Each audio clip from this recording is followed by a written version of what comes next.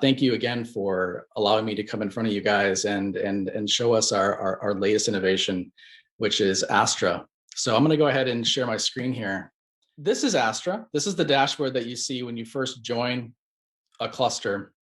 When you first join Astra and you see this, you'll see this screen and it'll be all zeroed out. Right now we have a couple of managed clusters, no managed application. And like Cheyenne said, what you're going to do when you first come in here is you're going to basically start adding clusters to Astra so that we can discover your applications and then add that additional layer of capability on top of them, as well as do things like deploy Trident and whatnot. So right now I've got one cluster that's in Northeast 1. This is in Google Cloud. You can see that there's a little Google Cloud logo and you've got this location up here. And I can already see, for example, some of the applications that are in this cluster, but right now what I'm going to do is add another cluster because I'm prepping to be able to do an operation with this later. So I've got this Northeast cluster. Now what I'm going to do is I'm going to add another cluster under Google Cloud Platform. I'm going to use this service account. Now it's important, this service account has to have the necessary roles. And if you just hover over this, you can see which ones that we need in order to do our job.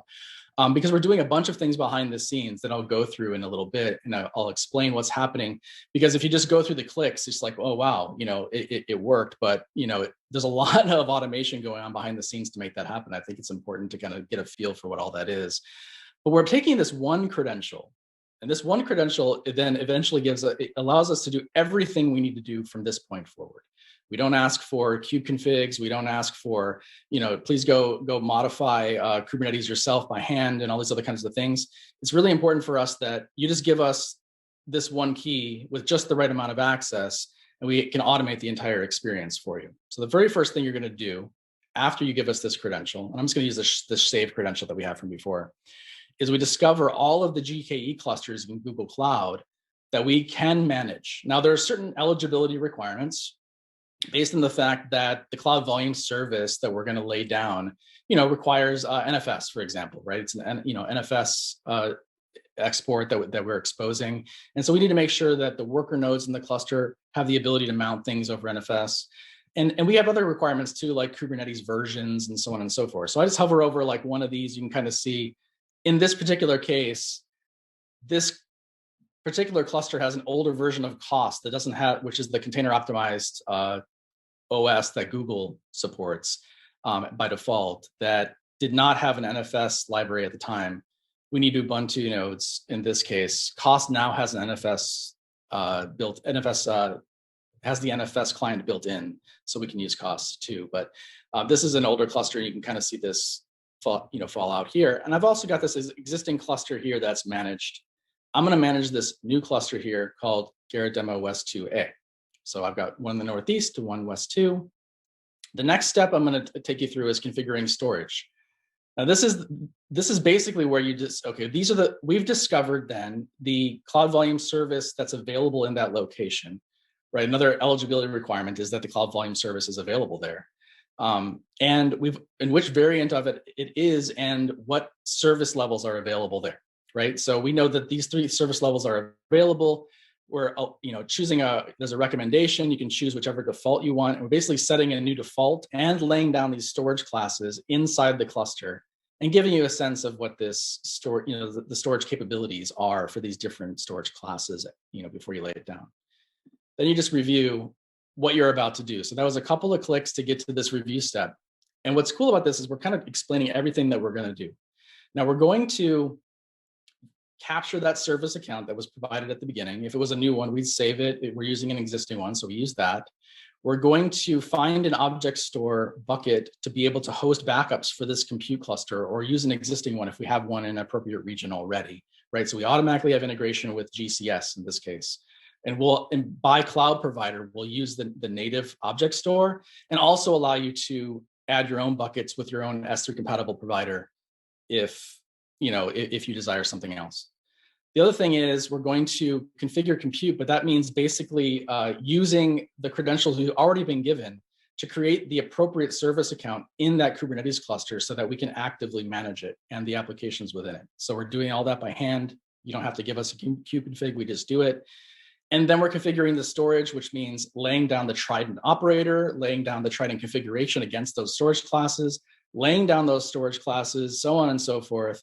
One click, and that's what's happening behind the scenes right now. So then it comes in here, and the very next thing you're going to want to do is you're going to want to go look at the applications that are in that cluster or add a new application to that cluster that we can then manage. So I'm going to go into this application view right here. And you can see in this application view, I've got this application called TPS reports that is this app running in Northeast 1 right now. And I just happen to have this, it's just this MediaWiki application I happen to have open right here, just to give you a sense of, this is a real running application. And I'm going to go ahead real quick and just log into it.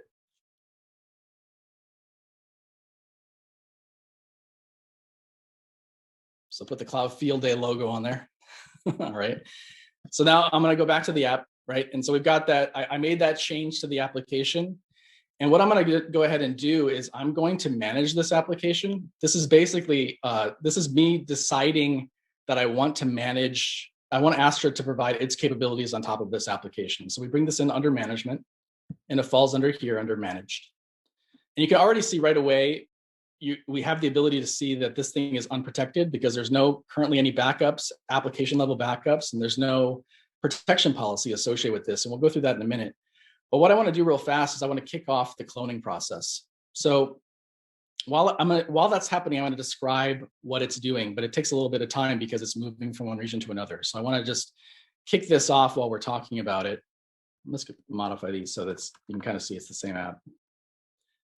So I can choose to actually clone it in the same cluster or clone it in a different cluster. And Astra is smart enough to know that if I'm cloning from in the same cluster or in the same region, I can actually use the storage level cloning capability, if it's available, to give you like basically an instant kind of clone of the application. If I'm moving from one region to another, I need to use some other, in this case, we're using an object store as an intermediary. We'll be able to add more and more capabilities later to give you more flexibility in how how that stuff is done. But I want to make sure that everybody realizes that Astra is figuring out what is the intelligent way to do this right now. Like what's the smartest way that we can do this? And so I'm gonna go ahead and do this clone. You can see that we're taking this application that's here and putting it in West 2, and then kicking off that process. Now, what's happening behind the scenes here is interesting. It's actually gathering all of the resources that are associated with that application and saving them away. The Kubernetes resources, all the ones that Cheyenne was talking about earlier. And I can actually show you that list here. If I dig into TPS reports, you can see we recognize all the images that are associated with that application. We can see that there's a pod running and what its current state is in Kubernetes. And like I was talking about before, the list of resources that we associate with that application. So you can see here, there are config maps, there's deployments, there's PVCs and pods and everything. We captured the right set of resources here to be able to capture the state of the application, its configuration, as well as the volumes that are backing it.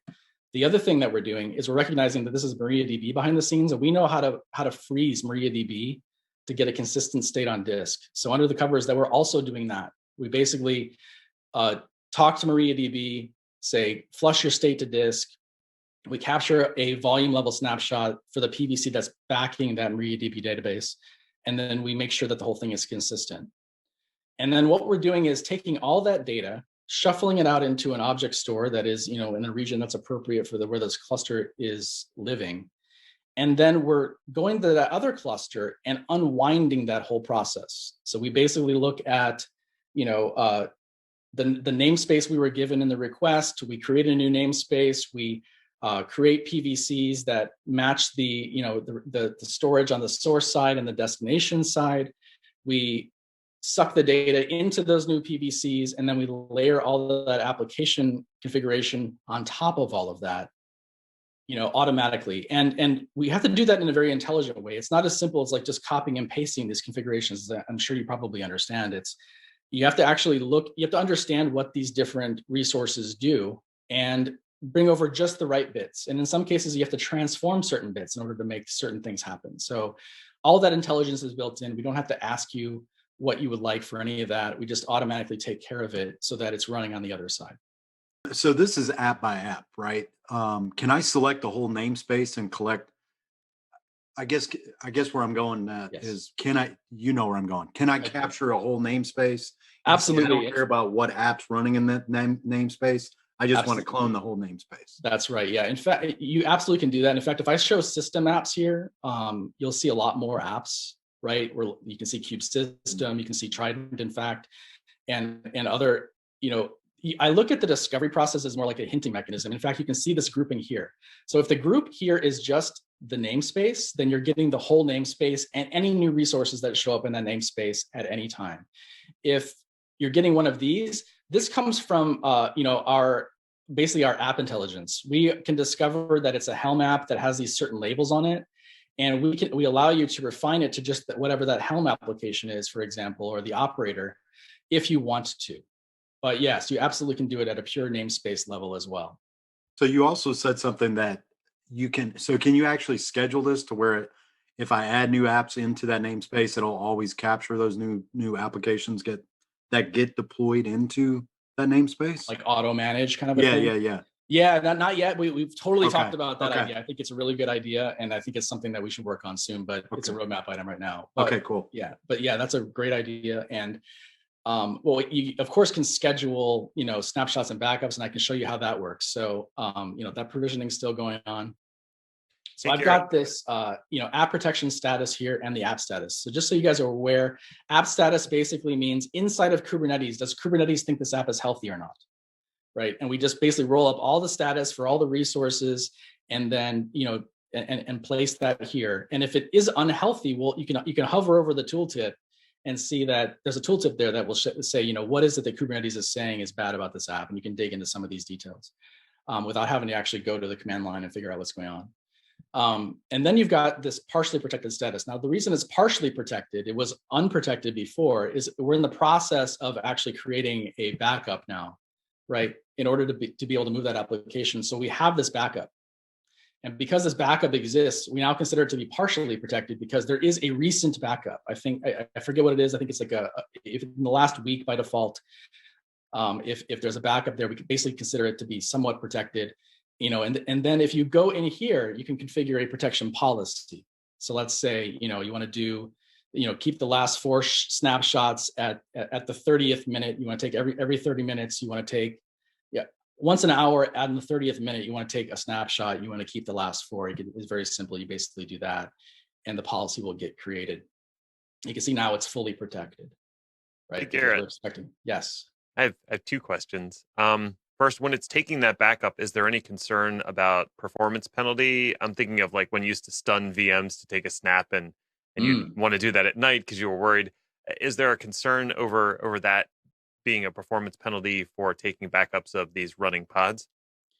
It absolutely can happen. So obviously for, in these cases, we're taking a snapshot of a volume, right? And then what we do to take the backup is we don't do it with the live copy, right? We do it off of that snapshot. So really what's happening under the covers is we are taking a snapshot of the application that's basically instant using the storage capability, then cloning that volume to a new location. And then we actually suck the data off from that clone with separate pods, right? So they all have their own resources and own resource requirements, right? So it's more we're depending on Kubernetes to allow us to run the backup operation or not, in addition to what the application requires. It's kind of off to the side a little bit. Does that make sense? Okay. Yeah, that makes sense.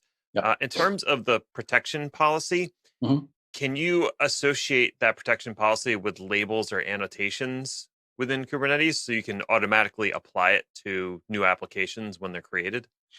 This is absolutely just like the last question. This is what we want to be able to do. So we have this idea that's coming soon that has to do with auto managing applications and also having a default protection policy associated with that, right? And so if the application comes under management, there is at least that level of protection automatically for every application that shows up in the cluster that we consider to be an application, right? We of course would hide system things or things we know that are that you probably wouldn't want to protect by default unless you asked us to do it. So I think that's the main way. I don't know of a label way, right now that we're thinking of, but that's an interesting idea. I think we should look at it. Okay, great. Thank you. Yeah. Okay, so we've got that cloning happening behind the scenes. I'm just going to poke around a little bit at this to give you a sense of what else is here. So like I showed, we've got the pod status for this application. We've got the data protection stuff here. So you got the list of snapshots and backups associated with that. Now, these are not volume snapshots and backups, right? These are application level snapshots and backups.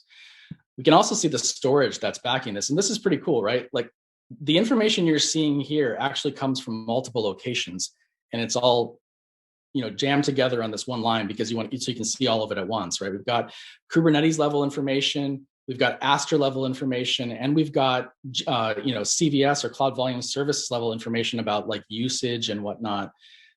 That's in here. And this is a common request that we got from on the Trident team was give us more information about what's going on with these volumes. How much is being used? Are they online or offline? Give me a bit more status. And we're rolling up more and more of that into here in one central location that is app centric, because I don't think anybody goes through, maybe they do, but I don't know if they want to go through just the full list of volumes alone and says, are these things all online? I don't know what applications they're connected to, but I hope they are. If not, what application is impacted if one is not online, or if the usage is getting high, what do I do? Which application team do I need to talk to? This kind of thing. This allows that conversation to happen, right? Just the visibility alone. And we're also planning on doing a lot more interesting things with this. For example, like automatic volume expansion and other features like that are coming soon. All right, so we've got the application. You can see now, while we were talking, we've got this, TPS reports, this other version of the application running in this separate cluster, which of course it is unprotected because it's a new clone of the application. I'm going to run over real quick and just get the endpoint for it. If Google's going to, we backed it up, we restored it to a new location. This is running in that other cluster right now, and it retained, the state. It got the logo moved over. So that's effectively, the Astra clone demo. We also obviously have an API. You can go in here and see that, get access to the API, generate API tokens like you would expect. Granted, this is all a cloud service. We didn't have to have you install anything, go to the command line for anything. All you had to do was tell us you want to start managing clusters and applications in Google Cloud, and we took care of all of that for you. How do people get started? How can they try it? So we have a free trial for Astra that we are offering, which is unlimited in time, free for up to 10 apps.